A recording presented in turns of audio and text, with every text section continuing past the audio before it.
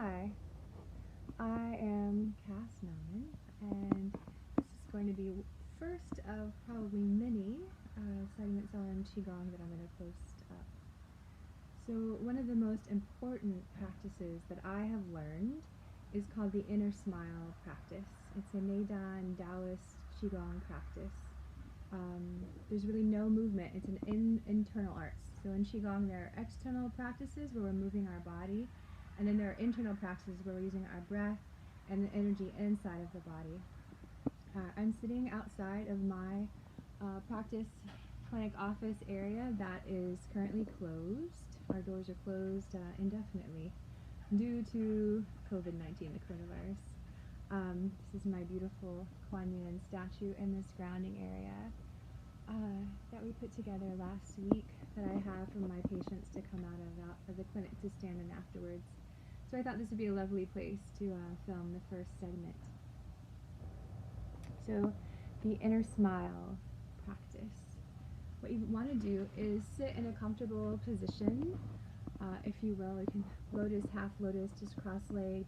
You could even lay down if you like on the floor and just be comfortable and just listen to the instructions of the video if you want. Just turning your attention to your breath, watching your breath rise and fall, noticing your chest and your belly move with your inhale and your exhale.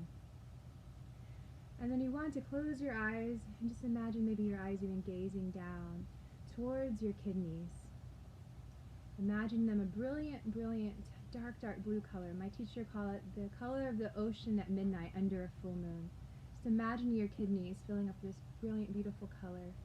And inwardly smiling at your kidneys and your urinary bladder system, filling them up with this beautiful color. This is the season of winter, season of hibernation, a time of waiting, a time of patience.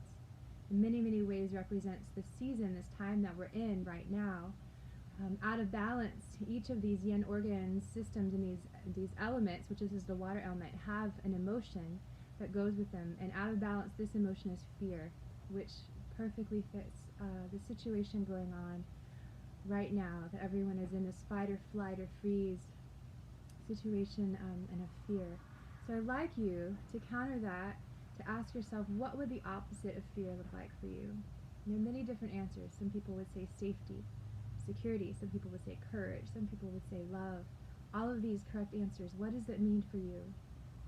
And so these next couple of breaths, filling up your kidneys, your urinary bladder, thinking of the element of water, thinking of what that word would be for you, and just imagining these areas of your body, your kidneys, your bladder, this brilliant color of the ocean at midnight under a full moon, and feeling the emotion of safety, security, love. Maybe even using a mantra like, I am love, I am safe, I am secure. And inwardly smiling, as this practice is called the inner smile, inwardly smiling to your kidneys, to your bladder, saying thank you for keeping my water metabolism working. Thank you for working perfectly, separating the turbid from the clear, for keeping me healthy, being with the element of water, of safety, security, courage, love, saying thank you. And then we're going to move up to the lungs, the season of autumn. It's a brilliant white color like a diamond shining into your upper chest, into your lungs. The season of harvest, but also the season of letting go. The emotion out of balance here is grief. Okay, so also working in the lungs with this coronavirus, settling in our lungs with a lot of phlegm as the disease progresses. So we're wanting to release that out of our body. So this is the cycle of birth and death. So every inhalation and exhalation, our first inhalation in life, our last exhalation in life, our inspiration, our expiration. And watching your breath, noticing that pause between your breaths, and just allowing for that pause, that moment, that still point, that stillness of peace and calm. So the emotion we're working with here is grief, a sadness due to loss. So calling up in your life, anywhere you may be working on, a sadness due to loss, and allowing that to come up and be expressed and moved outward. We express that out through our pores of our skin, through our tears, and then the lung meridian is connected to the large intestine, so this is also releasing through our bowels. We can be emotionally constipated also, so sometimes when we have a big release of these emotions, especially grief and sadness, We can have an emptying of our bowels. It's a perfectly normal response.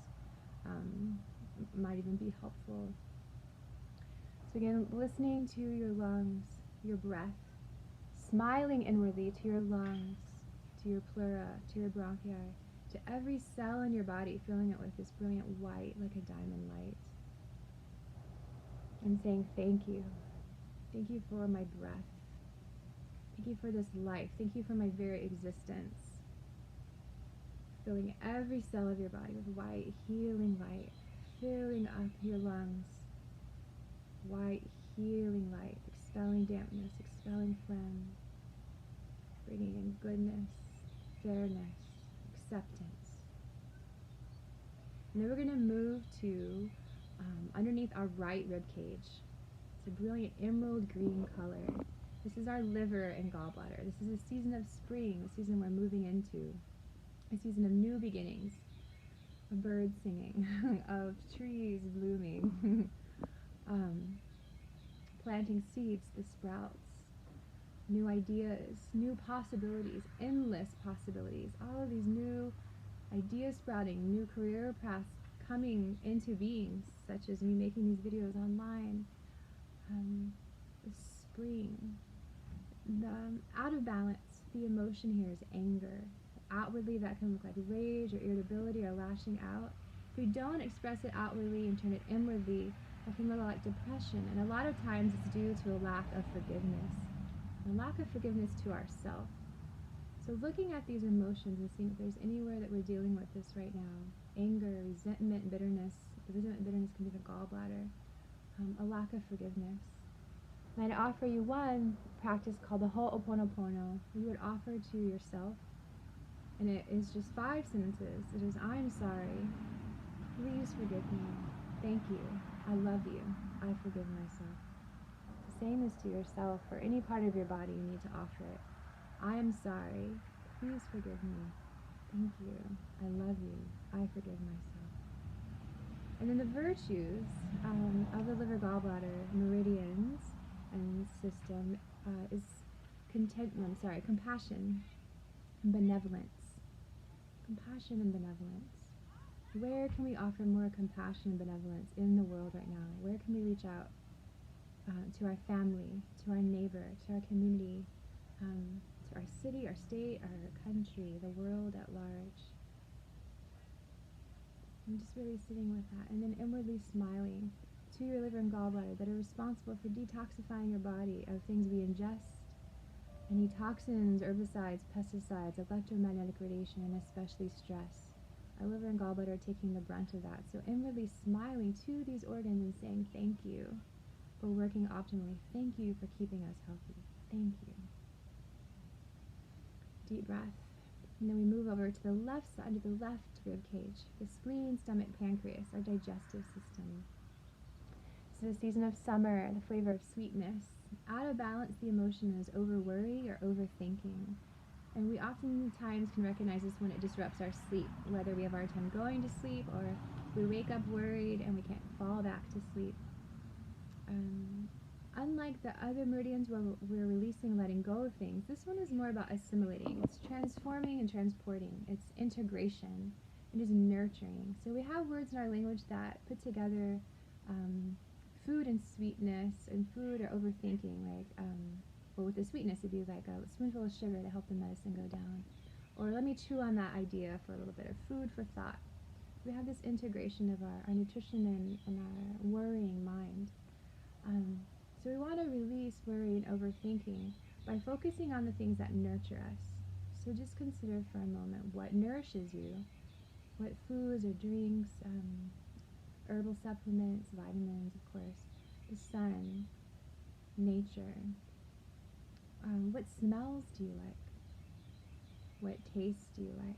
What do you like to hear? What music do you like to listen to? Or do you like the peace and quiet or laughter? Or I really love the sound of these wind chimes.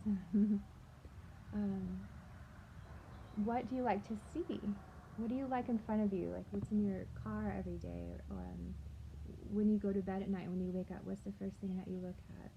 What is in the line of sight of your favorite places? And then also considering the company that we keep, the books that we read, the things that we choose to listen to on the radio or on the television.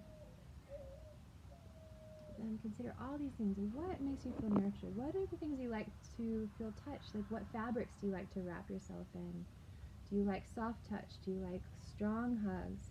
Maybe with this time of social isolation, social distancing, quarantining, we're not getting enough